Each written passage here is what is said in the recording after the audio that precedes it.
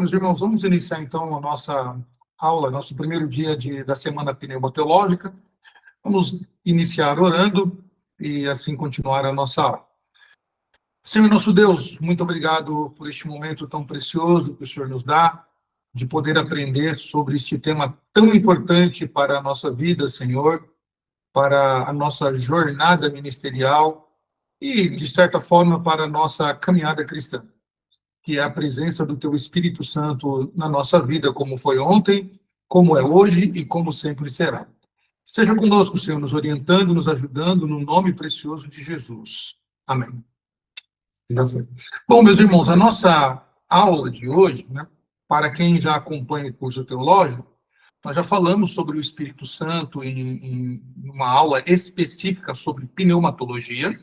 Então, a minha proposta para vocês hoje não vai ser repetir o assunto da aula, mas eu quero caminhar um pouquinho na história da igreja, como o Espírito Santo agiu no passado, como o Espírito Santo age hoje e como o Espírito Santo vai continuar agindo até a volta preciosa de Jesus Cristo, nosso Senhor. Então, em algum momento, vocês vão ter a ciência de algumas informações, ou repetição de algumas informações que já tivemos na aula de pneumatologia. Quem não teve essa aula, no grupo, eu creio que no grupo do CETAD, eu disponibilizei o vídeo, mas ao final da aula eu vou deixar o link do meu canal para que vocês possam estar acessando lá e assistindo a aula de pneumatologia. Nós falamos 1h e meia, 1h40, sobre a matéria, então sobre a pessoa do Espírito, o significado, a ação do Espírito Santo e todo o assunto que se refere ao Espírito Santo, ok? Então, no final da aula eu deixo o link, então os irmãos poderão ter acesso aí a isso. Eu quero deixar essas 3 recomendações de leitura. Nós temos, graças a Deus, nós temos um acervo muito grande de assunto, de livros que falam do Espírito Santo, falam desse assunto. Temos autores aí diversos, né, de pentecostais, de reformados, das mais variadas linhas dentro do cristianismo, né, que vão nos ajudar a compreender essa matéria. Mas esses 3 eu quero deixar como referência para os irmãos. Ao longo da aula, pode ser que eu cite outros, e no final eu deixo uma bibliografia dos materiais usados para esta aula, para que os irmãos possam ter acesso, e conforme a sua condição financeira, você está adquirindo. Se não o físico, que hoje custa um pouco caro, nós temos a versão Kindle hoje, né, a versão digital, que chega a custar aí, às vezes, 50% mais barato do que, 50% com valor menor do que o livro físico. E algumas promoções, como o Black Friday e outras promoções que várias livrarias fazem ao longo do ano, você pode comprar livros por R$ 5,90 aqui na moeda brasileira, né? Então, tem essa facilidade. Bom, esses 3 livros são fundamentais para a gente poder entender um pouquinho da ação do Espírito Santo, né? A Teologia Sistemática, de Franklin Ferreira e Alan White, é uma obra fantástica. Alan White, né? Falei Alan White, não, Alan White. É uma obra fantástica, que... Só um minuto, tem um irmão com dificuldade de entrar aqui. Vou só orientar o irmão que está com dificuldade de entrar.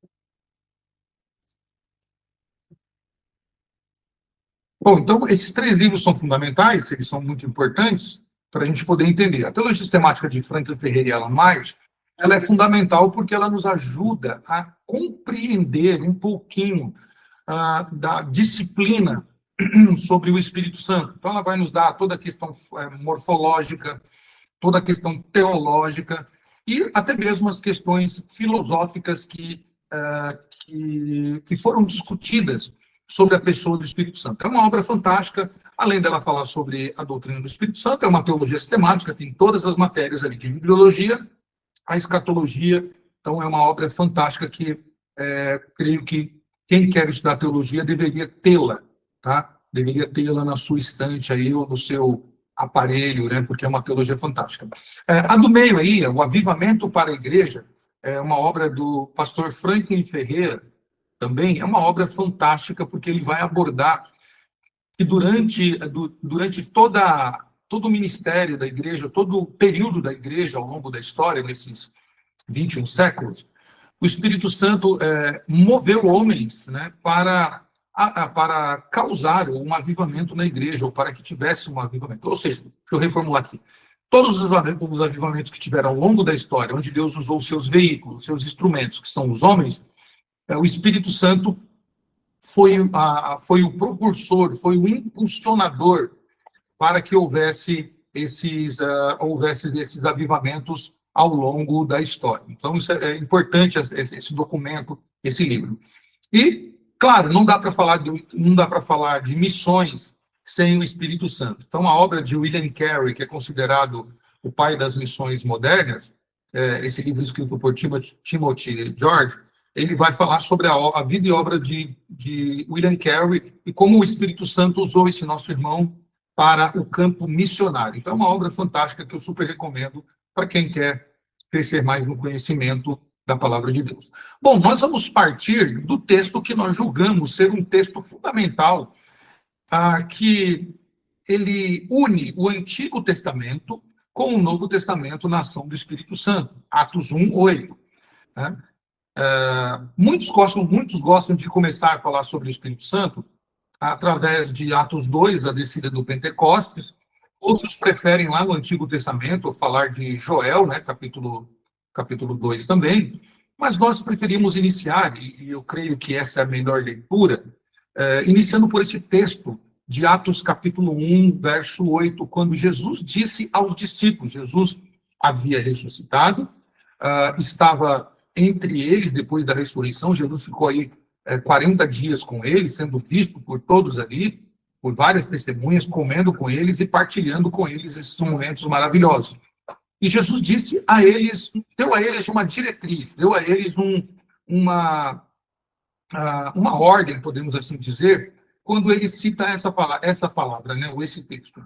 Mas recebereis poder ao descer sobre vós o Espírito Santo, e sereis minhas testemunhas, tanto em Jerusalém, como em toda a Judéia e Samaria e até os confins da terra. Então, isso é importantíssimo, irmãos, porque os discípulos, eles estavam, até a ressurreição de Jesus, eles estavam meio que desanimados, porque Jesus havia sido morto, né? Eles viram Cristo ser crucificado, e que até esse desânimo foi tão grande que fez com que eles esquecessem das promessas, né, que Jesus disse que iria ressuscitar. Então, Jesus ressuscita, vai até eles comprovam, ficam felizes e alegres, e o coração deles volta a ser avivado, ou seja, eles são tomados de novo de alegria e de coragem. E é isso que o Espírito Santo faz conosco, né? Quando a gente está desanimado, ele nos anima, ele nos fortalece, nos encoraja a continuar a caminhada, apesar das lutas e dificuldades dessa vida. E então Jesus diz a ele: vocês vão ser minhas testemunhas, mas vocês precisam ficar aqui, vocês vão ficar aqui, porque do alto, né, vocês receberão poder do Espírito Santo, vocês receberão o Espírito Santo sobre vocês, o poder do Espírito Santo sobre vocês. E aí vocês vão ser minhas testemunhas. Tanto em Jerusalém, Judéia, como nos confins da terra. Jesus estava apontando para a grande comissão que a igreja cumpriria na sua fase pós-ascensão de Jesus aos céus. Então, esse texto é importante porque ele liga o Antigo Testamento, que fala dessa promessa em Joel. Joel diz que nos últimos dias, né, os jovens teriam visões, né, os anciãos, haveriam profecias, haveriam visões, haveria um derramamento do poder de Deus. E Atos lembra disso, né, desse poder, no capítulo 2, quando o Espírito Santo desce se cumpre então o que está em Atos 1, no Atos 2.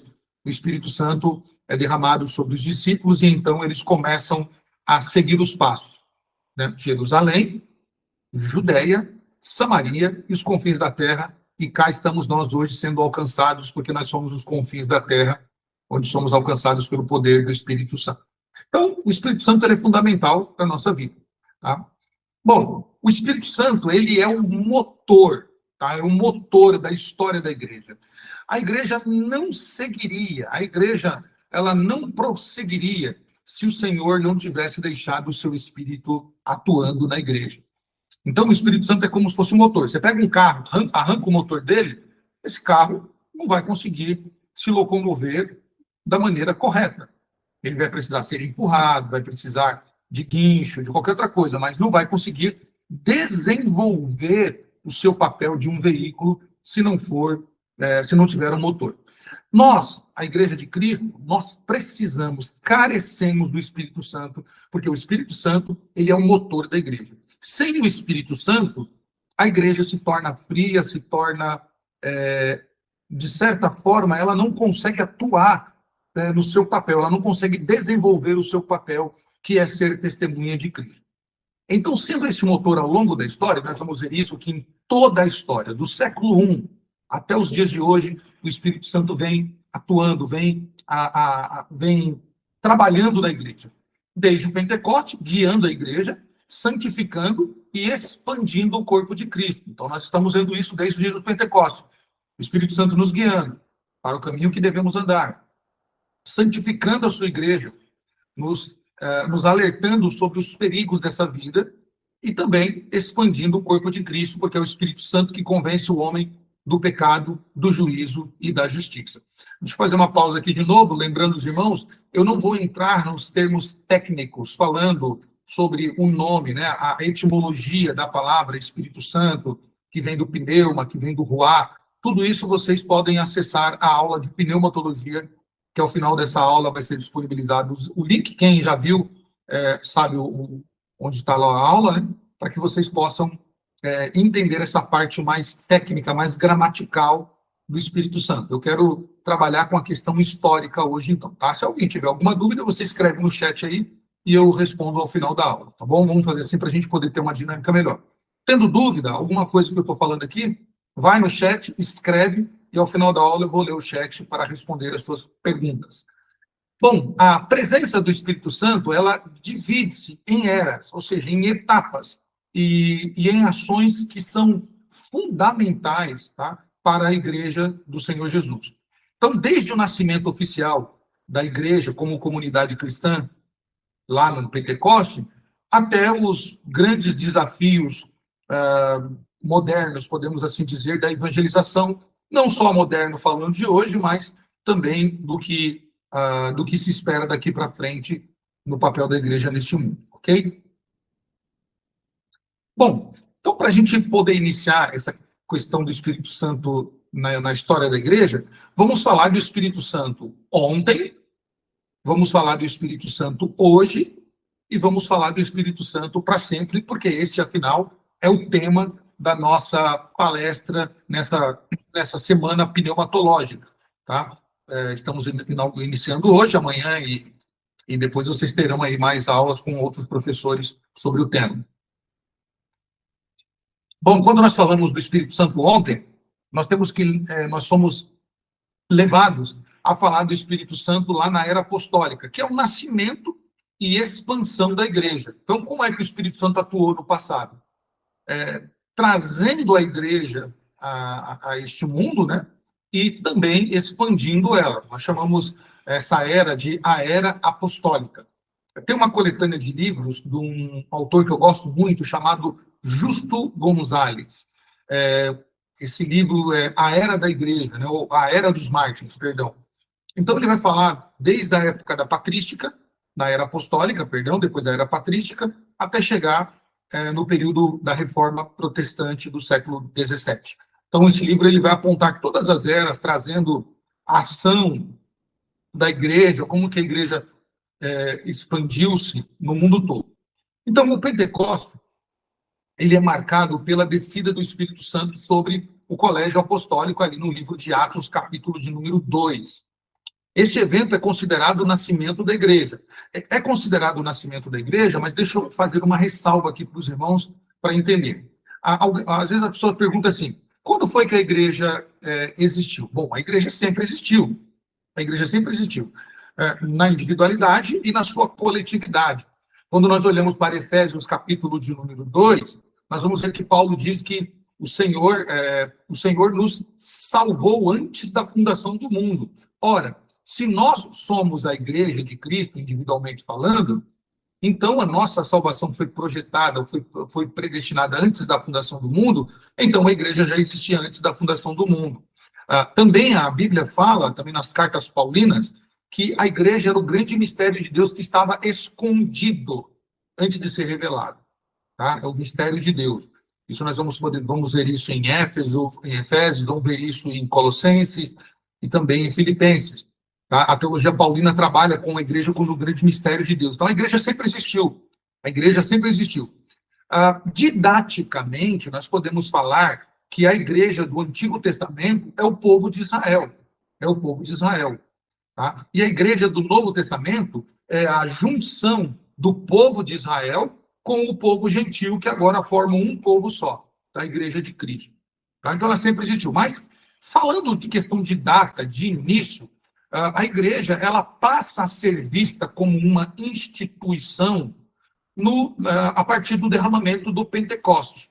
Tá? E a partir deste derramamento do Pentecostes, quando o Espírito Santo desce ali sobre os discípulos, eles são tomados por um poder sobrenatural, eles começam a falar em idiomas, tá? Ali idiomas humanos, eles começam a falar em língua parda, começam a falar nas línguas que haviam lá na época que foi os evangelhos. Então eles começam a falar em outras línguas e começam a pregar a palavra de Deus. A palavra de Deus é pregada ali, e então o Espírito Santo já começa a agir, derramando poder sobre os discípulos para que eles anunciem a obra de salvação em outros idiomas. Tá? Ali não foi línguas espirituais, foi línguas idiomáticas. Eles começaram a pregar o evangelho em línguas que pessoas começaram a ouvir, dizendo assim, por acaso eles não estão falando, não estamos entendendo eles, e eles não estão falando as grandiosidades de Deus, as coisas grandes de Deus, né? Então, eles estavam ali anunciando o evangelho salvador em outros idiomas, e houve um derramamento do Espírito Santo sobre os discípulos. Então, em Atos 2, nós vamos ver como o Espírito Santo já começa, no nascimento da igreja, a operar maravilhas, com poder e com a pregação do evangelho que abarcou ali aproximadamente 3.000 almas de convertidos ali. Tá? Então, em Atos 2. E este evento, então, é considerado o nascimento da igreja. Tá? A igreja nasce ali de forma visível e de forma institucional. E essa ação do Espírito transformou uma comunidade que era reclusa em missionários corajosos. Quando a gente fala de comunidade reclusa, é porque até o derramamento do Espírito Santo, eles estavam em Jerusalém. Eles estavam ali fazendo milagres, pregando o evangelho em Jerusalém. Era algo restrito a Jerusalém. Mas quando o Espírito Santo vem sobre eles, lembra o que Jesus falou? E descerei sobre vocês o Espírito Santo, e ele derramará poder sobre vocês, e vocês serão minhas testemunhas. Aonde? Jerusalém, Judéia, até os confins da terra. Então, a descida do Espírito faz com que aquela comunidade reclusa, que estava o evangelho confinado ali somente aos patrícios, né? Aos judeus, agora, ela vai tomar proporções, ela vai alargar fronteiras, ela vai se expandir para outros territórios. Quem estiver com o microfone aberto, eu peço que os irmãos fechem para a gente não ter vazamento de áudio. Obrigado, viu? Obrigado, Deus abençoe. Segundo ponto, então, do nascimento da igreja aqui. A direção e missão. Então, o Espírito Santo vem, capacita, dando poder à igreja e dando também a pregação do evangelho, de modo que agora as pessoas são transformadas para a glória de Deus. Mas o Espírito Santo também age de uma segunda forma, ou ele vai agir também neste momento do nascimento e expansão da igreja, direcionando e levando a igreja para missões. Então, o Espírito Santo, ele lá no passado, ele orientou os passos da igreja que nós chamamos de igreja primitiva, por ser a igreja do primeiro século, tá? Do primeiro século. Então, a igreja foi orientada, os seus primeiros passos foram orientados pelo Espírito Santo. Então, desde a sua expansão para os gentios, até a seleção de líderes e o direcionamento das viagens missionárias. Nós vamos ver isso no livro de Atos. O livro de Atos, ele é maravilhoso, um dos livros, é o livro mais fantástico quando nós falamos de ação do Espírito Santo e ação missionária. Porque é em Atos que nós vamos ver o Espírito Santo coordenando. Nós vamos ver o Espírito Santo direcionando a igreja. Por exemplo, na seleção do 11º apóstolo, do 12º, perdão, queria substituir Judas, o Iscariotes, então é o Espírito Santo quem faz com que Matias seja escolhido. Na escolha dos diáconos, também é o Espírito Santo quem direciona os apóstolos para escolher homens cheios do Espírito Santo. Nas doutrinas elementares da igreja, é o Espírito Santo quem está o quê? Orientando e guiando os apóstolos para que as doutrinas elementares sejam preservadas, guardadas e cumpridas, né? E é o Espírito Santo que vai também unindo a igreja do Senhor na oração, na pregação da palavra e no partir do pão, Atos capítulo 4, quando vai falar que eles tinham tudo em comum, né? Então, o Espírito Santo vai direcionando a igreja, vai dando forma à igreja.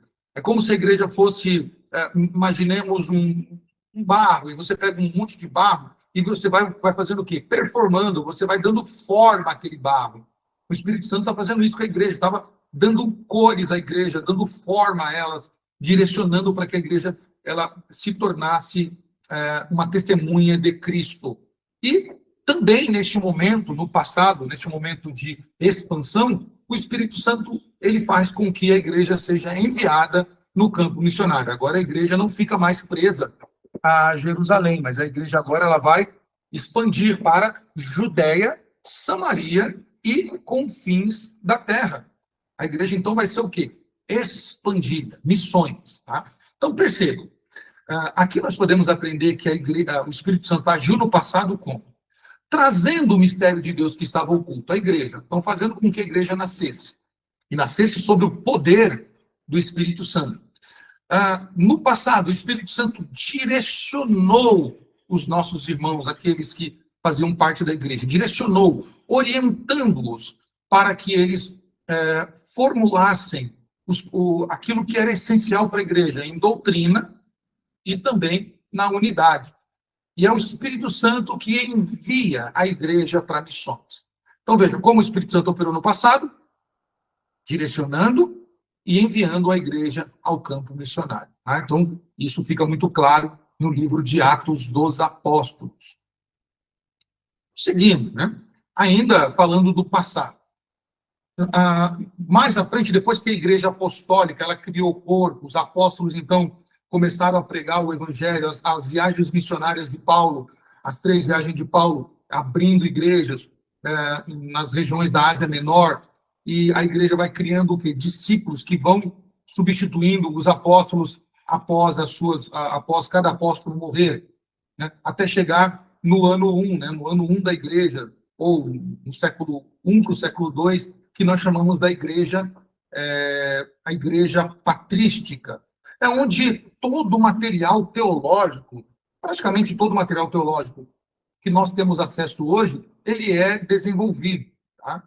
É claro, meus irmãos, que a nossa doutrina está fundamentada na doutrina dos apóstolos.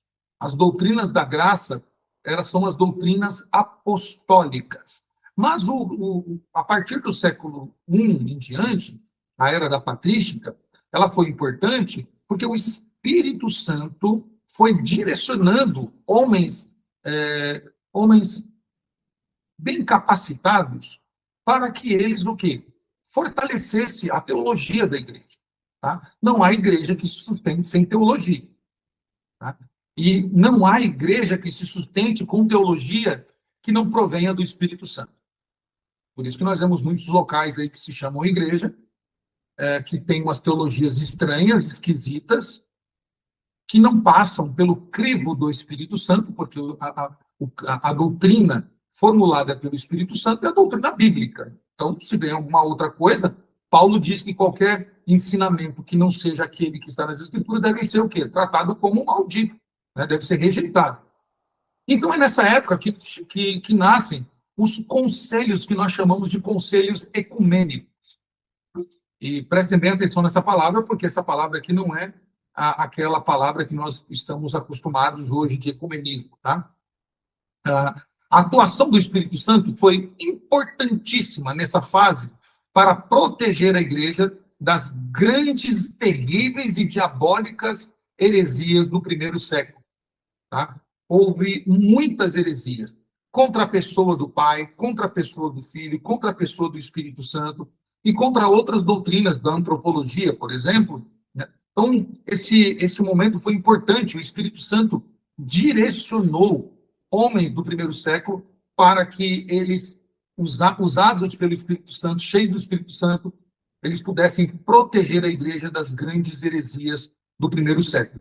E um dos concílios mais importantes, sem dúvida nenhuma, foi o concílio de Nicéia, no ano 325 depois de Cristo.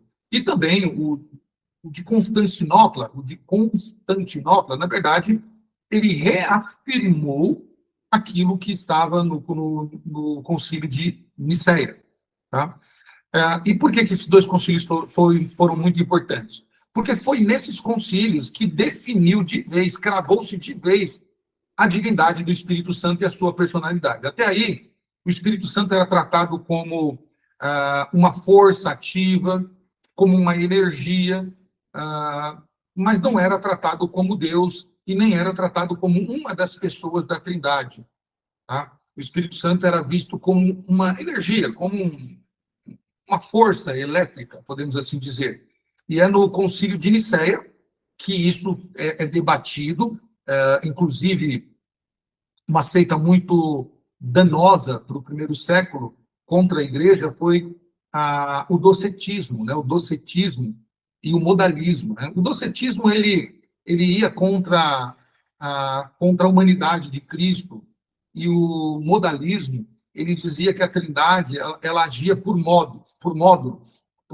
Então, o Pai fazia uma coisa, o Filho outra, e o Espírito Santo outra. Então, eles diziam assim: Deus no passado agiu como Pai, Deus no presente age como Filho, e Deus no presente agiu como Filho, né, na salvação, agiu como Filho, e nos dias de hoje ele atua sendo o Espírito Santo. Isso é modalismo, isso eu estou resumindo para vocês, uma questão bem mais teológica, tá? Na nossa aula do Espírito Santo eu falo sobre isso.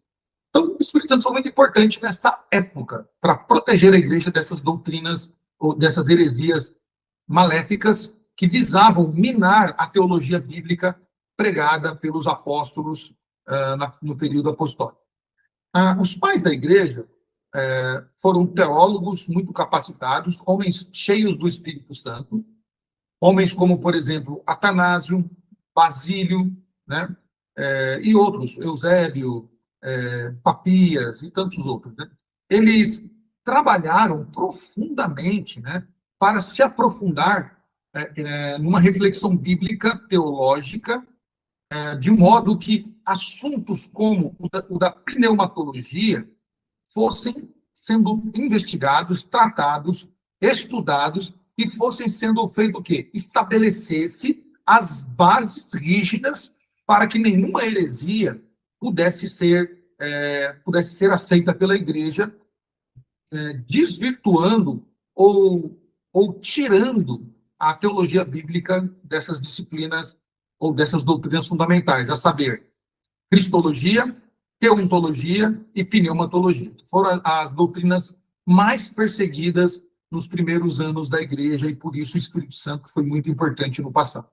Irmãos, sem o Espírito Santo, nessa época, se não fosse o Espírito Santo impulsionando homens a trabalharem dia e noite na reflexão das Escrituras, levar esses homens às Escrituras, nós hoje não teríamos uma igreja sólida, uma igreja bíblica, uma igreja que testemunha a legítima, autêntica fé cristã. Nós teríamos um rascunho de alguma coisa, nós estaríamos perdidos com certeza. Então, nós devemos louvar a Deus pela atuação do Espírito Santo impulsionando, movendo homens a se debruçarem dia e noite nas Escrituras para proteger a igreja de todas as heresias. E hoje isso ainda acontece. Tá? Nós vamos falar daqui a pouco um pouquinho do Espírito Santo hoje, mas hoje ainda isso acontece.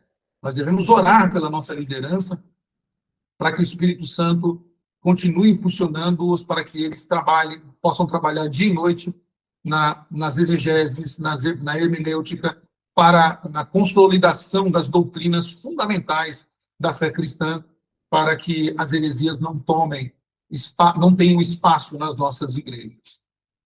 Ok? Continuando.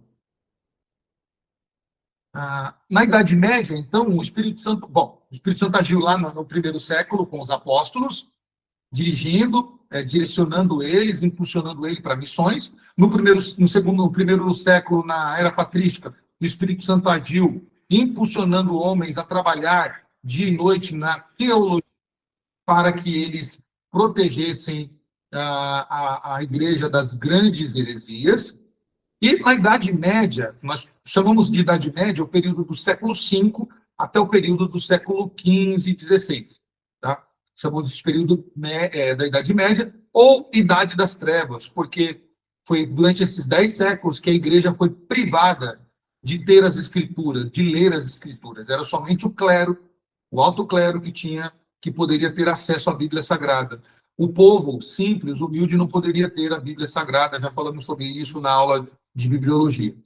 Então, os santos e reformadores, quando falamos santos aqui, irmãos, era um título dado a todos aqueles grandes homens do passado que foram martirizados, que morreram por causa da sua fé em Cristo Jesus, nosso Senhor. Então, não tenha isso como uma linguagem católica, tá? Essa é uma linguagem comum que a igreja fazia. Nós hoje não usamos mais para não dar... para não se equivaler ao que a Igreja Católica Romana aborda sobre a questão do santo. É totalmente diferente, tá? Totalmente diferente. Inclusive, a Bíblia nos chama de santos, né? Os santos, Paulo escreve suas cartas dizendo assim, aos santos do Senhor que estão não sei onde, tal. Então, esse é um título que se dava a homens e mulheres que morreram pela fé em Cristo. Então, esses homens e os reformadores, tá? Eles foram também impulsionados pelo Espírito Santo, porque o Espírito Santo continuou a avivar a fé por meio de homens e mulheres que renovaram a igreja institucional. Como eu falei, esses 10 séculos foram 10 séculos de trevas, onde a igreja caiu em escândalos dos mais variados possível, se tornou uma igreja corrupta, se tornou uma igreja do Estado, onde os reis podiam fazer tudo o que quisessem, e o clero tem uma linguagem aqui no Brasil que chama passar o pano, que é fazer vistas grossas. Era isso que eles faziam, porque eles não queriam punir os reis, porque como é que um pastor, um bispo, né, vai punir o rei? Ele vai morrer, claro. Então, para ter a sua vida prezada e para ganhar muita fortuna do rei, a igreja, então, se tornou uma igreja do império. E ela fez vistas grossas para todos os pecados, para todas as maldades que o império fez, matando, violentando e fazendo outras coisas danosas e maléficas ao povo, como, por exemplo, tirar a Bíblia do povo. Né? O povo não poderia ter a Bíblia no seu próprio idioma e nem ler a Bíblia. Quem lesse a Bíblia poderia sofrer pena de morte. Quem pegasse uma Bíblia para ler poderia sofrer com a morte. Né? Então, isso era proibido. Há relatos, irmãos, tá? Históricos, de que eles envenenavam as páginas da Bíblia nas bibliotecas onde os monges estudavam, para se caso alguém tentasse fazer cópias, né, da Bíblia, ao fazer esse movimento de molhar o dedo com a saliva, eles ingerissem venenos. E isso são relatos históricos. Um filme muito famoso que relata isso é um filme do ator Sean Connery, chamado O Nome da Rosa. Esse filme narra, inclusive, isso, quando alguém tenta fazer uma cópia da Bíblia, é envenenado porque eles envenenavam as páginas da Bíblia para que ninguém fizesse cópia. Então, foi um período terrível, período horrendo, tá? Um período danoso demais para a história da igreja. E, nesse momento, o Espírito Santo ele aviva homens e mulheres Homens, por exemplo, como Francisco de Assis, né? Como João da Cruz, como Teresa d'Ávila, como, por exemplo, me chama o nome, me fugiu o nome aqui agora, dos reformadores, pré-reformadores, John Knox é depois, perdão, como chama isso? Me fugiu, depois eu lembro o nome, me fugiu os nomes aqui agora. Mas foram muitos homens e mulheres que surgiram, né? Movimentos como, por exemplo, o movimento das beguinas e dos beguinos, no século II, o movimento dos irmãos, né? Os irmãos moráveis, desde que vieram fortalecer-se depois, mas começou ali no século XII, outros homens que foram surgindo, como, por exemplo, John Savonarola, na Itália, John Wycliffe, na Inglaterra, que foi um precursor aí de Lutero, né, que inspirou outros, que acabaram inspirando Lutero. Então, foram movimentos que foram crescendo e homens que foram surgindo ao longo da história para pregar o evangelho, para trazer, né, à luz de novo a doutrina bíblica. E todos eles usados pelo Espírito Santo. Tá? Eram homens de oração, homens que jejuavam, né, dia e noite, para que a igreja fosse liberta desse período das trevas. Surgiu aí nesse movimento ordens monásticas que tentavam, mesmo dentro do catolicismo, tá? E talvez talvez alguém não entenda, fale assim, mas por que nós estamos falando de figuras que hoje nós atrelamos ao catolicismo, como, por exemplo, Francisco de Assis e o movimento monástico? Por quê? Porque a igreja evangélica protestante ela vai nascer depois, vai nascer no século XVI. E nós não podemos ignorar o que aconteceu antes, quando dentro desse período chamado catolicismo romano, Deus usou, através do seu Espírito Santo, muitos homens e mulheres que tentavam, de certa maneira, reformar a igreja, como foi o caso de John Wycliffe. Hoje a gente chama John Wycliffe de um pré-reformador, mas essa linguagem não tinha na época. Na época, John Wycliffe, ele era um padre que recusava, ele não aceitava a doutrina da transubstanciação, que é a doutrina em que a ceia, né, o pão, a hóstia se transforma no corpo de Cristo. Ele negou isso dentro do catolicismo. Ele ficou doente, morreu, e mesmo depois de morto, ele foi condenado pela Igreja Católica à expurgação, ou seja, ele foi expulso. Desenterraram o corpo dele, queimaram os ossos e jogaram no rio, mesmo depois de morto. Você vê só que interessante. Deus usou homens e mulheres lá. O movimento monástico teve falhas, mas foi muito importante, porque foi nesse período que surgiu essas ordens monásticas que abriam mão das grandes riquezas, que a igreja não recusava. A igreja ela recebia dinheiro do rei para fazer vista grossa aos pecados. Os monges recusaram-se e se retiraram, então, porque o desejo deles qual era? O desejo deles era um retorno às origens evangélicas, a origem dos apóstolos, né, que foram guiados pelo Espírito Santo. Então, estes homens e mulheres tinham no seu coração um impulsamento movido pelo Espírito Santo para retornar aquilo que os apóstolos pregavam e ensinavam durante o primeiro e segundo século. Bom, e aí nós chegamos, então, no período da Reforma Protestante e os grandes avivamentos dos séculos XVI, XVII e XVIII. Tá? Bom, durante a Reforma Protestante, nós temos lá o que nós chamamos hoje de sola escritura, tá? E a iluminação em homens que formularam ou que brigaram, né, no bom sentido, para que a igreja fosse reformada. Então, durante este período em que a igreja fica no período chamado Idade Média, no século XVI, Deus impulsiona um homem chamado Martinho Lutero, cheio do Espírito Santo. Lutero lê as Escrituras, vê que aquilo que ele estava fazendo não era compatível com a doutrina dos apóstolos, e, usado pelo Espírito Santo, ele começa a escrever e começa a pregar na capela onde ele era padre as doutrinas da graça, as doutrinas dos apóstolos. E, claro, Lutero não foi aceito, o que Lutero pregava não foi aceito, e então a igreja passou a perseguir Lutero e aqueles que mais tarde seriam chamados de luteranos. durante o período de Lutero. Lutero ele queria reformar a igreja. Ele queria que a igreja voltasse a ser o que ela era na época dos apóstolos, e um comecinho do século II e III. Claro, não foi bem sucedida a vontade de Lutero, o desejo de Lutero, e não houve jeito, a igreja rachou-se ali, a igreja criou-se uma ala chamada de ala protestante, tá? Que mais tarde seria apelidada de vários nomes, tá? Um deles foi, né, foi essa questão das escrituras, porque a igreja reformada, a igreja protestante, evangélica, ela nasce com uma paixão pelas escrituras. O Espírito Santo traz de novo a igreja a olhar para as escrituras, o que ficou escondido por 10 séculos. Então, o Espírito Santo, a ação dele, na época da reforma, foi: olhem para as escrituras, sola a escritura, né? Ou seja, vocês devem seguir as escrituras, vocês devem seguir o que está escrito nela, e não o que diz uma bula papal, não o que diz o rei, não um édito do rei, não um escrito de alguém, mas o que diz as escrituras. E o Espírito Santo, então, ele ilumina, né? Ilumina homens, por exemplo, como Lutero, depois mais à frente Calvino, George Whitefield, John Knox e tantos outros, que vão ser homens que vão dar ênfase fortemente ao Espírito Santo como o mestre interior. E isso é muito importante que nós falemos sobre isso. Por quê?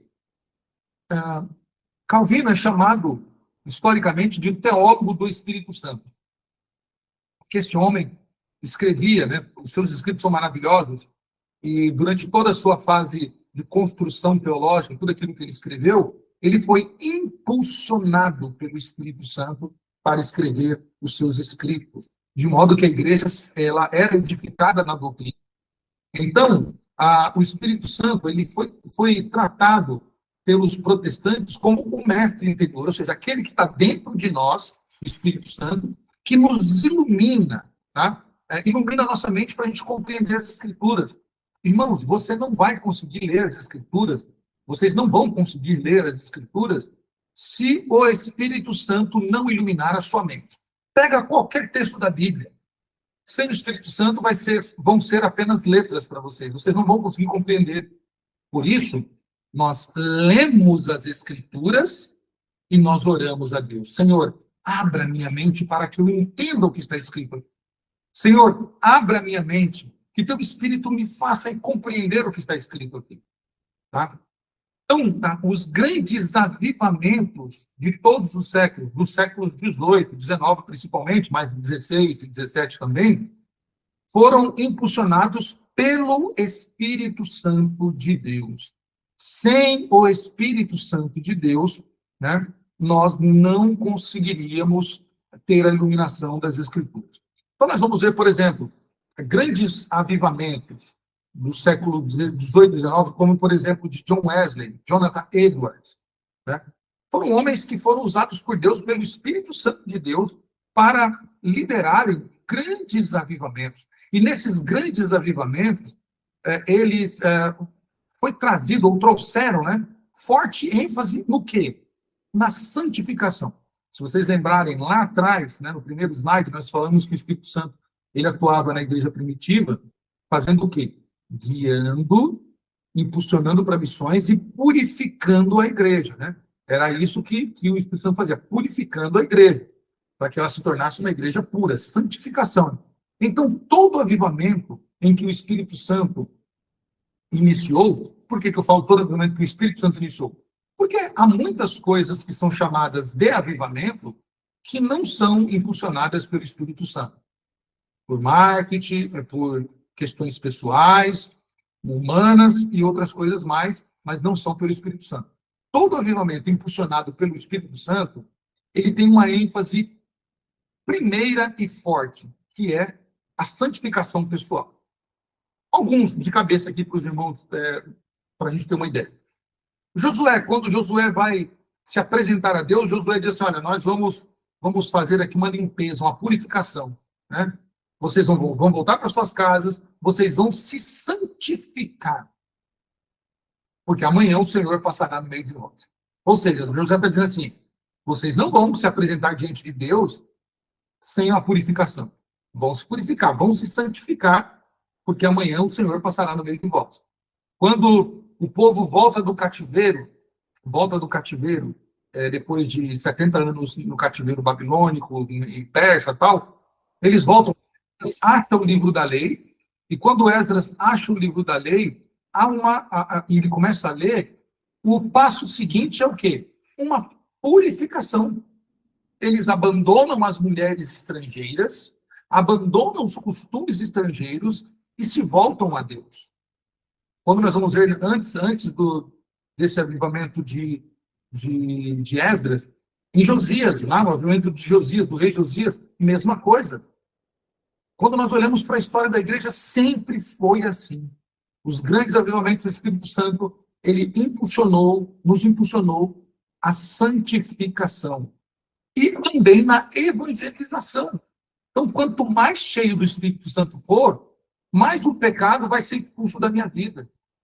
Mais eu vou ter ojeriza. Ojeriza, não sei se os irmãos entendem, ojeriza vou ter nojo do pecado. Ter nojo do pecado. E eu vou querer compartilhar mais a palavra de Deus. Eu vou querer falar mais sobre a palavra de Deus. Eu vou querer que todos tenham, que todos ouçam sobre a palavra de Deus. É isso que o Espírito Santo faz. O Espírito Santo vem sobre nós, né, como veio no período dos grandes avivamentos, não só esse, mas se você for pegar o livro que eu recomendei, da biografia, vida e obra de William Carey, o pai das missões modernas, mesma coisa. Se os irmãos forem pegar os avivamentos dos irmãos moráveis, mesma coisa. Os puritanos, idem. Você vai pegar qualquer avivamento, né? Qualquer um avivamento. Portanto, um avivamento que não tenha essas duas ênfases, santificação, abandono do pecado e evangelização, desconfie como um avivamento. A questão de 4 anos atrás, 4 anos, eu acho que foi 4 ou 5 anos, não me recordo agora. Acho que foi 2021, se não me falha a memória, foi 2021. Jovens estavam estudando numa universidade nos Estados Unidos, e nas universidades dos Estados Unidos tem capelas, né, capelas evangélicas, ligadas muitas vezes ao presbiterianismo, ao anglicanismo ou ao luteranismo e algumas partes batistas, né? Eles, então, têm lá um momento para quem quiser ir lá na capela, participar de um culto, e quem não quer fica fora lá. E numa dessas reuniões que aconteceu, aquilo que era para ser meia hora, 20 minutos, meia hora, virou semanas. Virou semanas. Os jovens foram tomados pelo Espírito Santo de Deus lá nos Estados Unidos. Você pode dar um Google depois aí e pesquisar isso. Eles foram tomados pelo Espírito Santo, que não voltaram mais para casa. Ficaram ali na faculdade cantando louvores a Deus, ouvindo a palavra de Deus, abandonando os seus pecados. Os pais ficaram preocupados, voltaram para a faculdade para buscar os seus filhos, para saber o que tinha acontecido. Chegaram lá, os pais ficaram também. E começou muita gente de fora dos Estados Unidos ir. E eu falo isso porque o filho do meu pastor estava lá. O filho do meu pastor, na época, estava lá, e ele nos contou, então, detalhes de como foi aquela coisa maravilhosa. Houve o quê? Uma santificação, ou seja, os jovens eram tomados e largavam os seus pecados, e saindo dali, quando acabou o movimento, depois de algumas semanas, né, eles começaram a falar de Jesus na escola, na universidade, nas ruas, nos bairros vizinhos, começaram a falar da palavra de Deus. Então, isso é que o Espírito Santo faz. Isso é um avivamento genuíno, e foi assim durante toda a história da igreja. Bom, caminhando um pouquinho mais. Então, nós vimos o que o Espírito Santo fez no passado. Como é que o Espírito Santo faz hoje? Né? Faz hoje através de várias instituições.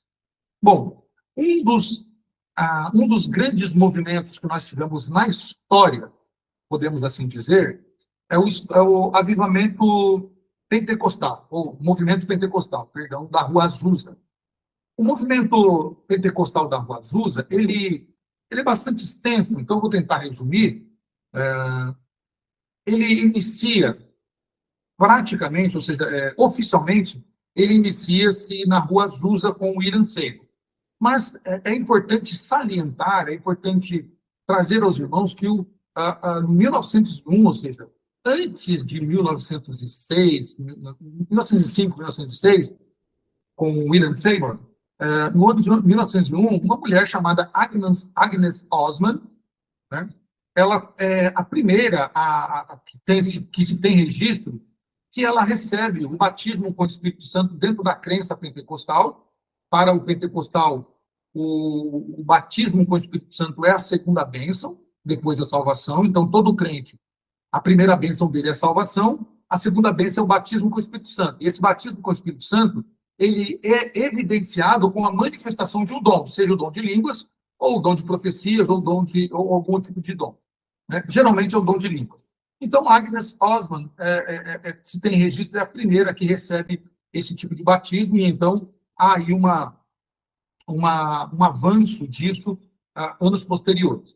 Mas o registro histórico está com William Seymour, que é um jovem negro, filho de escrava, deficiente de um olho, ele não enxergava de um olho, e William Seymour, então, tomado, né, pelo Espírito Santo, ele tem uma chama dentro dele de pregar o evangelho, então ele vai para uma faculdade batista aprender teologia, que é a faculdade batista no Kansas, com o professor chamado Charles Fox Parham, ou Parham. Neste tempo, os Estados Unidos tinham um problema racial muito grave, que impossibilitava brancos e negros de ficarem no mesmo ambiente. Então, negros tinham que ficar numa ala, brancos em outra. Tá? E neste tempo de William Seymour, visto que William Seymour era negro, filho de escrava livre e deficiente de um olho, então William Seymour tinha que estudar do lado de fora da sala, porque a sala só tinha brancos, ele fica no corredor aprendendo. E diz a história que numa aula de pneumatologia, William Seymour fica tão encantado com aquilo que o professor Fox Parham está ensinando, que ele é batizado com o Espírito Santo ali no corredor, e então ele é avivado, ele é impulsionado a pregar o Evangelho. E ele, então, começa a se reunir com alguns irmãos de cor negra, né, que se reúnem numa casa de uma irmã na rua Bonnie Brae, nos Estados Unidos, né, Bonnie Brae, número 232, e aí eles começam a se reunir, e diz os escritos, né, principalmente os escritos pentecostais, que ali o Espírito Santo derramava poder sobre aqueles irmãos, a ponto de dons serem manifestados, dom de línguas, dom de idiomas, dons de profecias e revelações, e até mesmo pessoas que não sabiam tocar instrumentos, aprendiam instrumentos ali. Tá? Tocavam piano, por exemplo, caíam no poder, assim que diz a história. Né? E chega um momento até mesmo que vizinhos chamam os bombeiros porque os vizinhos começam a ver fogo na casa e, na verdade, não tinha fogo nenhum. Né? Mas diz os historiadores que era o arder do Espírito Santo, o ardor do Espírito Santo. E então aquela casa fica pequena e eles alugam, então, um galpão que está vazio, que antigamente era uma igreja metodista, que pegou fogo e ficou vazia, então eles vão para lá, Seymour compra aquele local, todo queimado, todo cheio de cinzas, e num caixote ali eles começam a se reunir, ali faz um caixote de banco, de púlpito ali, e começam então a se reunir ali, e o movimento então ele se expande para toda a América, e chega-se notícia até mesmo na Europa. E então muitos jovens europeus que estão saindo da Europa por causa da crise econômica na Europa, são impulsionados a ir para os Estados Unidos a trabalho e também buscar o Espírito Santo. Dentre esses dois homens, dentre tantos homens, estão ali dois jovens chamados Daniel Berg e Gunnar Winger, que são os pioneiros do pentecostalismo no Brasil. Eles vieram da Suécia, estudam também no seminário de Topeka, no Kansas, com o professor Parham. Lá eles recebem o batismo com o Espírito Santo, e então eles vêm fazer missões no Brasil, outros vão para a África, outros vão para a Ásia, outros voltam para a Europa, outros ficam na América Latina, como, por exemplo, o fundador da Congregação Cristã no Brasil, que é o Luiz Francescon, que vai para a Argentina e Chile, e outros vão para outros lugares do mundo.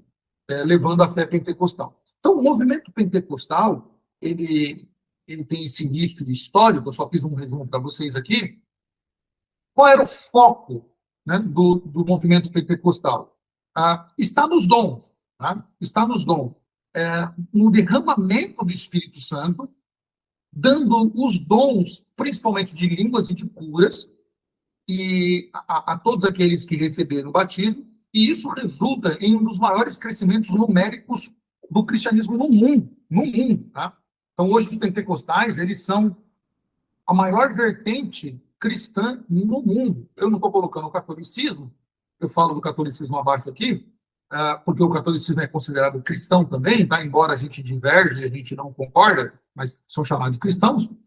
Mas os pentecostais, eles são, sem dúvida nenhuma, os maiores em termos de números. E muito por causa desse avivamento, desse movimento, movimento pentecostal da Rua Azusa, no comecinho do século XX, ali no ano de 1905, 1906, e aqui no Brasil, 1910. Bom, dentro da Igreja Católica Romana, eu estou tratando aqui de estudos teológicos, então são coisas que são narradas, né, registradas. Quando o Conselho Vaticano II se reuniu no ano de 1960, até o ano 65 ali, pelo menos esses 7 anos, eles tiveram um tema, né, destacou-se o tema do Espírito Santo como sendo o guia da igreja ali, e impulsionando os dons também carismáticos dentro do catolicismo. Há relatos, irmãos, de que muita gente foi alcançada por Deus dentro desse movimento carismático na Igreja Católica Romana, e claro, uma vez que a pessoa é alcançada, ela não consegue ficar lá, né, obviamente.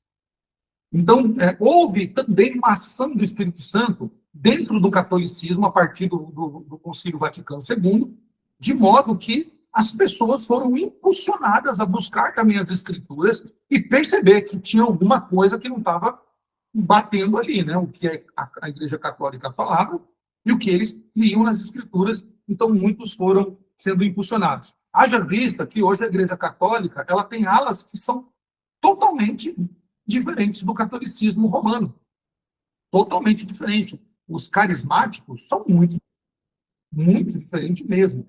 Tá? E tudo isso movido por causa da ação do Espírito Santo lá no movimento, no Concílio de Vaticano II, no ano 60. Bom, antes da gente ir para a conclusão aqui, é importante a gente relatar aqui que o Espírito Santo continua agindo nos dias de hoje. E como é que o Espírito Santo continua agindo nos dias de hoje? Movendo pessoas. O Espírito Santo, ele continua jogando luz sobre a igreja, para que a igreja testemunhe o evangelho de Cristo, para que a igreja enfrente as lutas dessa vida, para que a igreja seja fortalecida através dos dons do Espírito também, que são ferramentas que o Espírito Santo dá à sua igreja, né? Os dons. E eu não estou falando aqui só de dons sobrenaturais, mas outros dons que o Espírito Santo da igreja, por exemplo, levantando pastores, evangelistas, profetas. Então, o Espírito Santo continua levantando homens capacitados para pregar o evangelho. Fora os dons sobrenaturais que o Senhor tem dado à igreja, dons para curar, dons para libertar, né? E dons para enfrentar Satanás e o seu império do mal. Né? Então, veja, o Espírito Santo continua agindo hoje. Continua agindo hoje. Nós estamos aqui nessa aula hoje porque o Espírito Santo nos impulsionou. O Espírito Santo nos deu, nos convenceu a estar aqui nesta tarde e noite para vocês, aprendendo sobre a palavra de Deus e ouvindo sobre ele. Então, o Espírito Santo continua, né, trabalhando na igreja hoje. Por isso que a igreja não para. Por isso que a igreja não retrocede. Por isso que as portas do inferno não prevalecem contra a igreja. Nós continuamos avançando.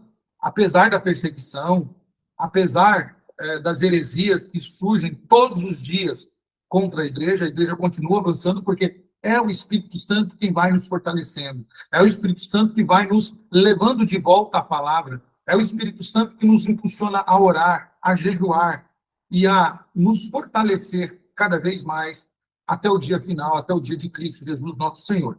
Então, ninguém hoje age, ninguém que é crente, quando eu falo, né? Quando eu falo ninguém, crente. Um cristão, ele age hoje, um cristão autêntico, ninguém não age hoje sem a ação do Espírito Santo. Não age.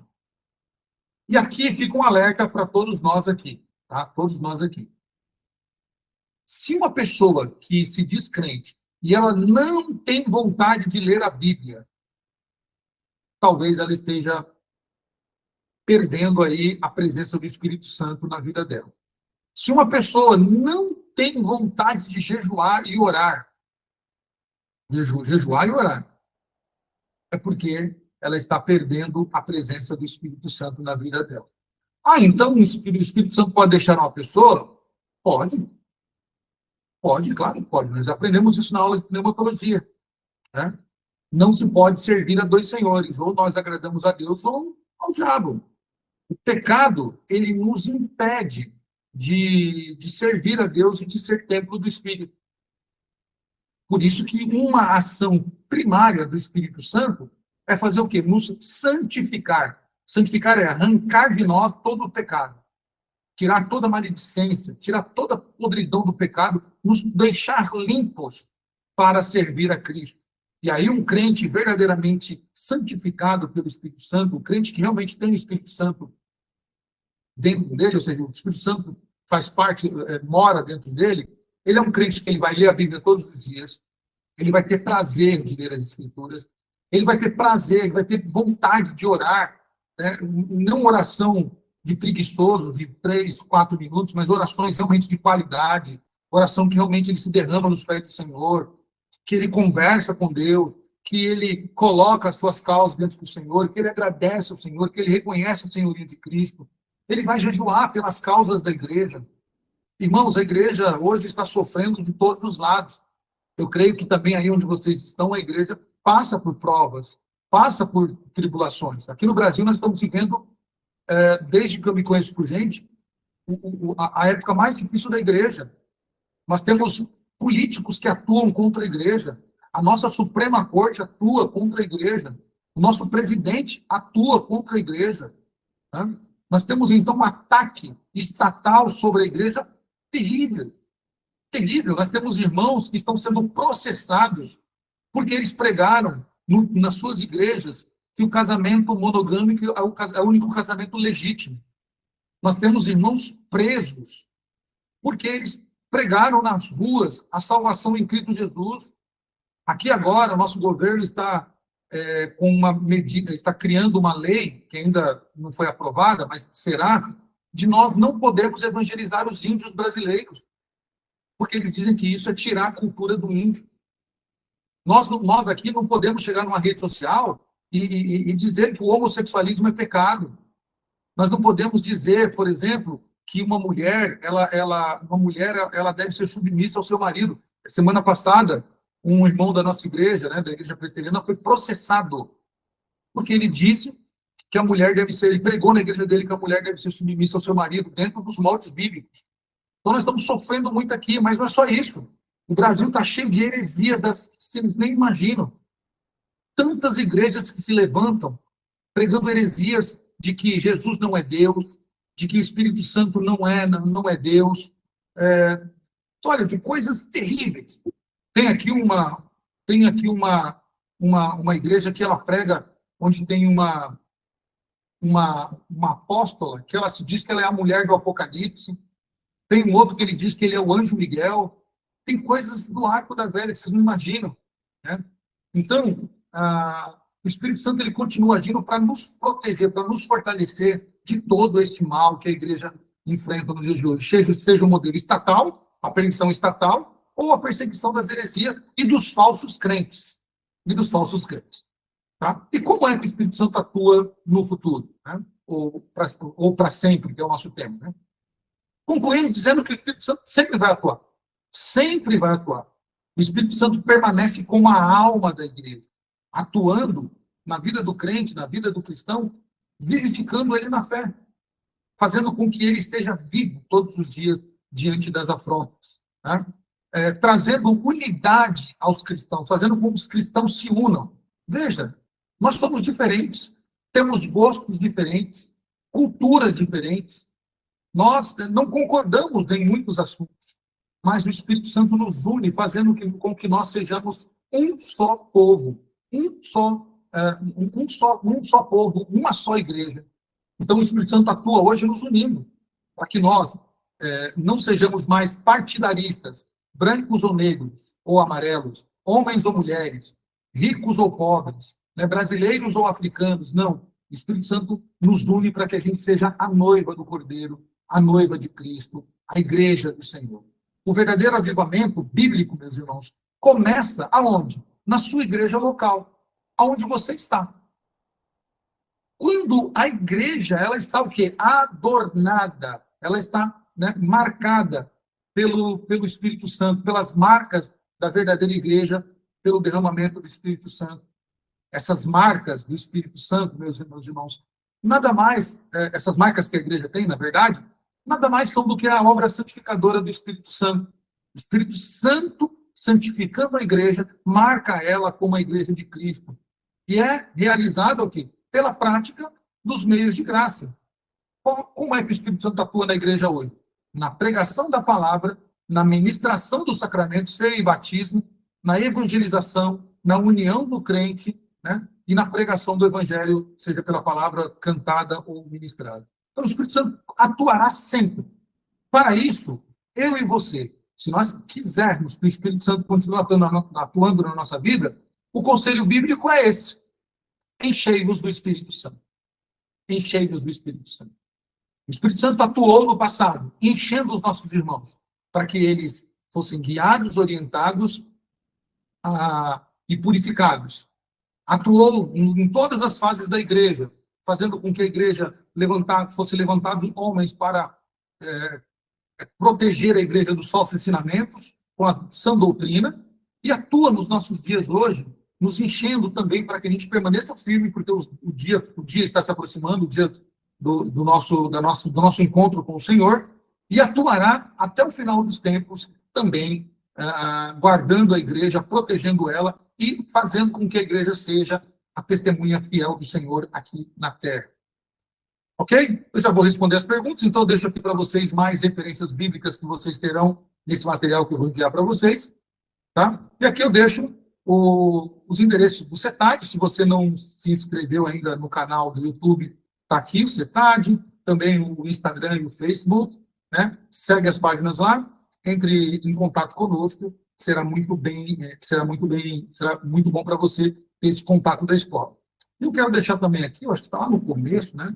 As minhas redes sociais. Eu não deixei aqui, né? Mas você pode entrar em contato comigo, eu te mando também os links, o material que você precisar, está aí os meus contatos para você. Bom, eu vou responder aqui algumas que estão aqui no nosso chat, e depois eu passo aí para o nosso administrador. Deixa eu aceitar o link. Bom, a pergunta que está aqui, do nosso irmão Alexandre, é: a ação do Espírito Santo no crente carnal pode ser gradativa? Entristecer, apagar e subir? Sim, pode ser, Alexandre, pode ser sim. Ela é gradativa, realmente, na verdade, ela é gradativa, não é de uma hora para outra que a pessoa deixa de ter o Espírito Santo, né? E também no crente carnal é gradativo, né? Vai entristecendo, né? Ele vai entristecendo o Espírito Santo com a sua atitude carnal. Porque imagina, o cara que se diz cheio do Espírito Santo e ele gosta de pornografia, gosta de mentir, gosta de cometer outro tipo de pecado. Ele vai entristecer o Espírito Santo. Ele vai apagando também o Espírito Santo da vida dele, vai tirando o Espírito Santo vai se retirando. Porque aonde não há pureza, não dá para o Espírito Santo ficar. Tá? E da mesma forma, no homem ímpio também é gradativa. O Espírito Santo vai jogando a semente para que a pessoa vá observando, ela vai tomando gosto pela coisa, até o momento que ela vai eliminando o pecado, vai tirando o pecado da sua vida, então torna-se uma pessoa cheia do Espírito Santo. Então, onde fica o selo do Espírito Santo? Meu irmão, aqui eu vou tentar ser bem sucinto, é um assunto bem denso, tá? Porque, assim, há dois pensamentos que são majoritários na igreja: o pensamento reformado e o pensamento pentecostal, tá? O pensamento pentecostal acredita que o selo do Espírito Santo, embora também o movimento pentecostal acredite, em certa maneira, como um movimento reformado. Então, vou tratar de uma maneira só. Bom, o selo do Espírito Santo, na verdade, segundo Paulo escreveu em Efésios, capítulo 1, lá embaixo, no verso 13, Paulo vai dizer que o selo do Espírito Santo é o penhor da nossa salvação. O Espírito Santo é o penhor da nossa salvação. Então, ser selado com o Espírito Santo é termos a garantia da salvação. Então, todo crente que tem o Espírito Santo na vida dele, isso é um selo da garantia da salvação. Tá? É um selo, é uma garantia de que ele é salvo. Claro, há uma divergência quanto a isso, e aí que os nossos irmãos pentecostais discordam quando eles dizem assim: ok, nós também concordamos que o Espírito Santo é o selo, é a garantia da salvação, mas isso pode ser perdido. Isso pode ser perdido, essa garantia pode ser perdida, porque se o cara pecar, se ele se enveredar por outro caminho, então ele não vai ser salvo. Dentro da óptica humana, sim, tá? Mas aí nós entraremos em outro tema, que é a questão, da eleição, tá? Que é um tema de uma outra matéria. Por que os reformados entendem que o Espírito Santo é o selo da garantia da salvação? Tá? Porque todo salvo, ele tem o Espírito Santo. Na conversão, ele tem o Espírito Santo. Esse não é o primeiro ato, mas é a primeira ação que é feita nele, que é depois da eleição, da conversão, ou do arrependimento e conversão, é o selo do Espírito Santo nele. Ele recebe o Espírito Santo como selo de que ele vai ser salvo. Ah, mas se aquela pessoa ficou a vida inteira na igreja e não permaneceu, porque ela nunca foi salva. Simplesmente assim. Então, os reformados entendem assim, tá? Que este selo é garantia, sim, da salvação. Ninguém que tem o Espírito Santo vai se perder. Ainda que ele, por um momento, ele tropece, caia, mas o Senhor vai levantar ele quantas vezes for preciso. Os nossos irmãos pentecostais, carismáticos e de outras linhas arminianas, ou de outra linha chamada arminiana, eles vão entender que o selo do Espírito Santo não está atrelado à salvação, que não é este selo.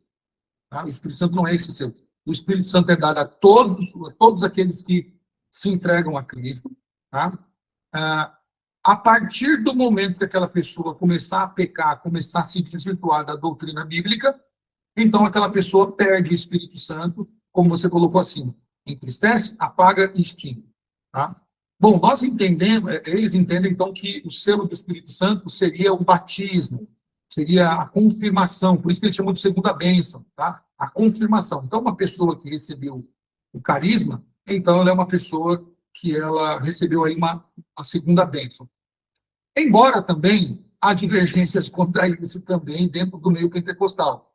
Há irmãos pentecostais que eles não acreditam que o batismo com o Espírito Santo seja o selo da garantia da salvação, mas é um revestimento de poder para usar na caminhada ou no trabalho da igreja.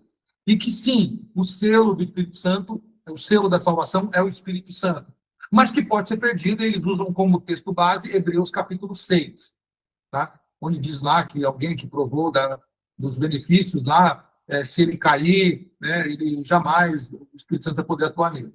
Bom, então são duas linhas, tá? São duas linhas, e aí dependendo da linha que você professa, você vai abraçar ela.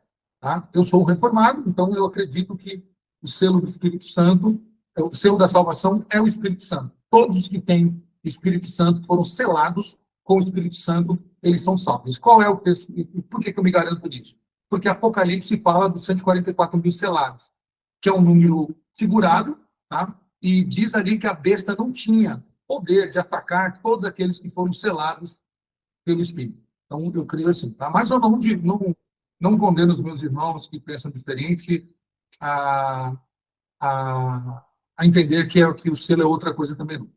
Alguém levantou a mão? Pode falar, meu irmão. Abre seu microfone e fale.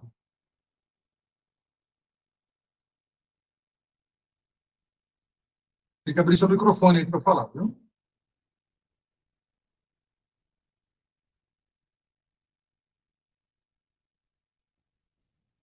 Meu irmão, você não tem que abrir seu microfone aí. Eu não consigo dar aqui o comando para você abrir o microfone. Mas se você quiser falar aí, abre o microfone, então manda mensagem aqui que eu leio a sua mensagem aqui, caso você não quiser falar, né, no microfone.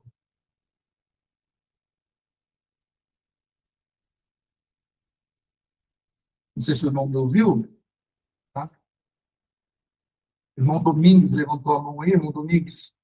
Se você quiser falar, abre o seu microfone, ou então escreva no chat que eu leio para você, que eu leio aqui a sua mensagem. Deixa eu ver se tem mais alguma coisa aqui.